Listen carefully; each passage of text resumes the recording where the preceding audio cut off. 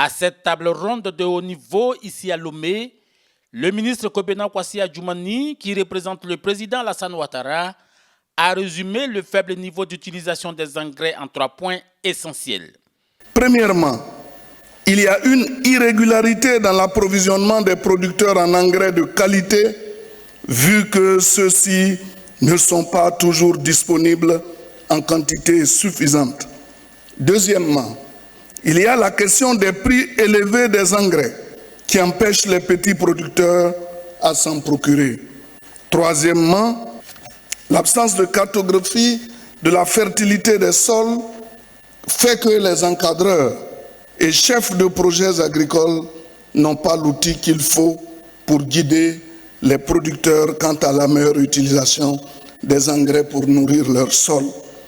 Ces problématiques exigent de l'Afrique de l'Ouest et du Sahel un accroissement des financements dans un système durable et compétitif. Outre cela, il est également nécessaire de stimuler le développement des marchés régionaux et panafricains des engrais, renforcer l'intégration régionale et promouvoir des pratiques commerciales équitables et transparentes pour faciliter la distribution régionale.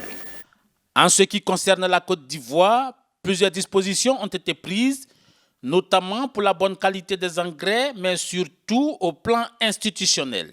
Au niveau des dispositions incitatives, on note que les engrais et autres produits assimilés sont exonérés de TVA.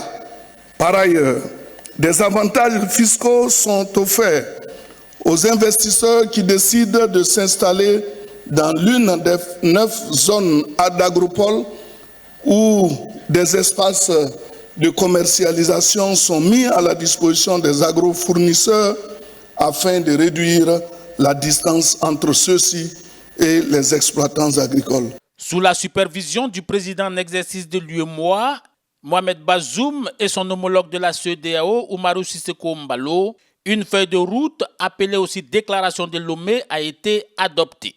Cette feuille de route prévoit des projets prioritaires liés à l'intensification de la recherche, la production locale d'engrais et l'opérationnalisation des normes de qualité. Cette convergence des volontés politiques régionales qui nous réunit aujourd'hui permettra à terme de construire ensemble notre autonomie et un destin commun. Pour soutenir tous ces projets de production d'engrais, la Banque mondiale annonce des investissements de l'ordre de 5,5 milliards de dollars d'ici 2024.